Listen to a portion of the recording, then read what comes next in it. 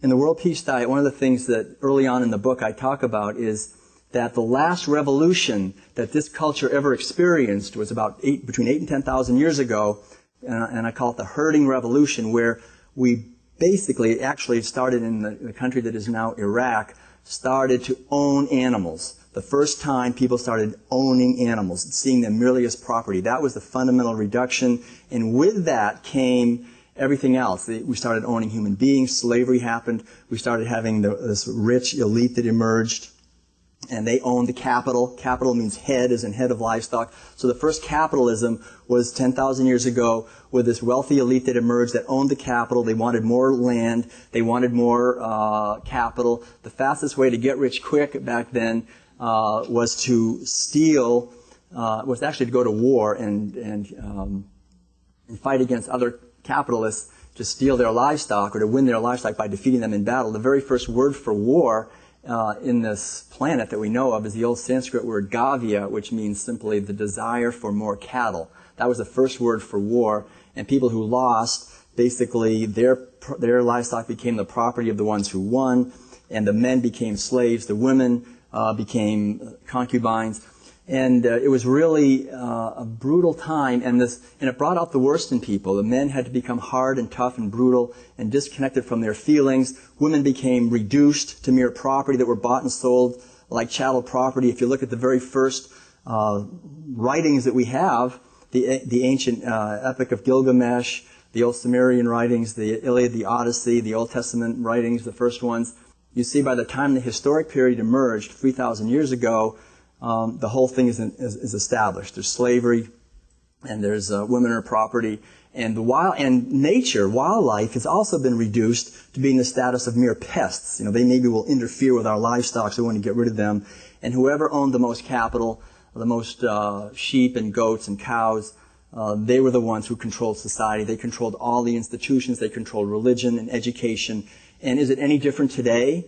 I mean, why is it that it is still today that making war is the most profitable thing for the wealthy elite? Because we're still eating the same food. At the end of the day, we go home and we eat the flesh of animals that have been brutalized, and we eat the secretions of the same animals that have been brutalized. And so we keep the same institutions in place, and that's the reason we've had so much trouble making any significant progress in this world, and all these efforts for justice and sustainability, because we're still eating the same food. We're still fundamentally reinforcing within ourselves the idea that might makes right, the idea that we can exclude other living beings from the sphere of our compassion, and the idea that war is a good way to make money.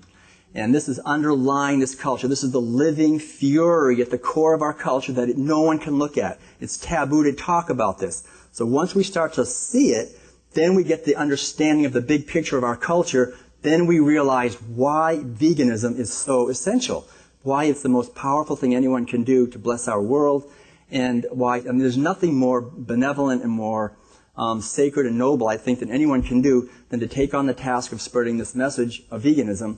Because at the very core of veganism, the other thing is the domination of the feminine. These animals that are most brutalized in this whole system are female animals. On dairy farms, on factory farms for pigs, chickens, cows, fish, all of this stuff. Basically, it's the female animals and the female reproductive cycles that are mercilessly dominated. And so we would never be able to do this to these females if we hadn't disconnected from our own innate wisdom and sensitivity that naturally knows that the most sacred parts of our lives, the most sacred things in nature are mothers giving birth to babies, caring for those babies, nursing those babies, nesting. This is something we should have a sense of honor and respect for. And yet dairy farms and all these places, the females are confined, their babies are stolen, we take away their products. And so it not only does it harm them, but it harms us. The ancient spiritual teachings of all the traditions emphasize when you harm someone else, you harm yourself more than you harm them.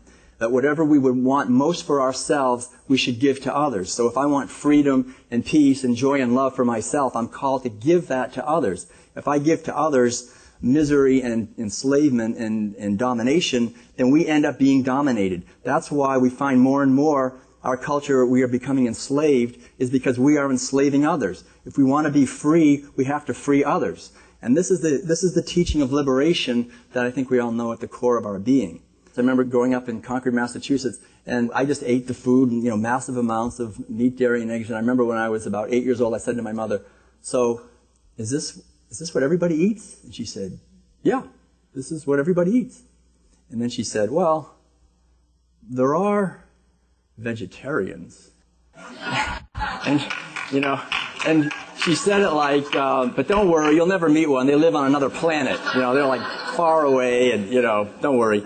And I remember I grew up, and when I was about 12 or 13 years old, I went to this dairy farm. I went away to a summer camp in Vermont, and it was affiliated with a dairy farm that was organic, and this was like in the mid-60s, I guess, or something. And it was so interesting because this is the kind of place you think that nothing but good can come from, right? A Vermont organic dairy farm. And I remember we went down and we were all taught to catch our own chicken and to put the chicken down on this board on the ground and then to put her head between the two nails, and then in your other hand you had your axe and you just cut her head off and she'd run around spouting blood, and then when she expired, we would take her body and we'd put it through the hot water and we would eat the chicken. And I remember as a kid of maybe 12 or 13, I had no problem with that. I had been well indoctrinated. I had gone through 12 or 13 years of intense indoctrination 3 times a day, and I knew, as a matter of fact, that a chicken is just a chicken. It has no soul, and it was put here by God for us to use, and if I didn't eat this chicken or this meat, I would die within 24 hours of a protein deficiency. That would be it. I'd be dead. So you just have to do it. It's set up like that.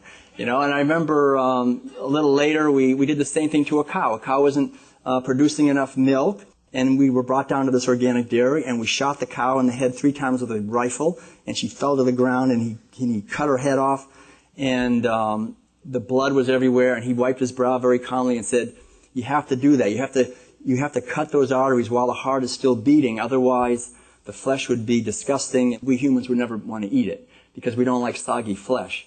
And so underlying and behind the curtain of our culture, there is a massive amount of killing. 75 million animals a day, just in the United States alone, are being slaughtered for food. These are numbers that are mind-boggling. And that's the background of this culture. And unless we begin to look behind the curtain of our denial and come to terms with this violence, not only to the human beings who have to do this kind of brutality on a massive scale and what it does to them. If you just read books about what slaughterhouse workers and factory farm workers go through, the violence, the spousal abuse, the drug addiction, the alcohol addiction, the misery in their lives, about 1 billion people are chronically malnourished and hungry. Another 1 billion people are chronically obese and overweight because they're gorging on grain-fed animals. And the massive devastation to the environment and the disconnectedness underlying that's been injected into us by our culture and by our religion, by every institution, because we don't want to look at this because it goes against our fundamental nature. So the underlying idea is to awaken to our natural compassion. And I think this is the great calling that we all have. This is the underlying benevolent transformation, benevolent revolution, benevolent evolution that our culture yearns for and longs for. And we can see right now, literally, it's on our plate. We now have 3 years and 4 months, thank you, to make the major changes.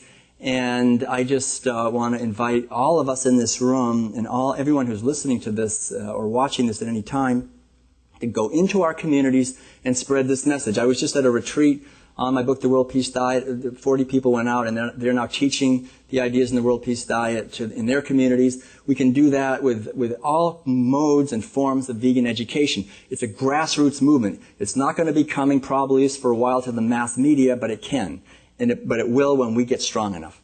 So keep spreading this wonderful message, and thank you very much.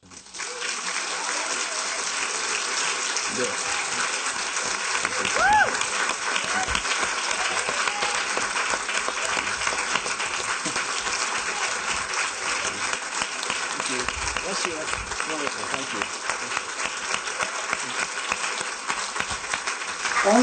Thank you. Thank you. What a fascinating conversation and discussion we're having. If only every human being on the planet could hear this discussion.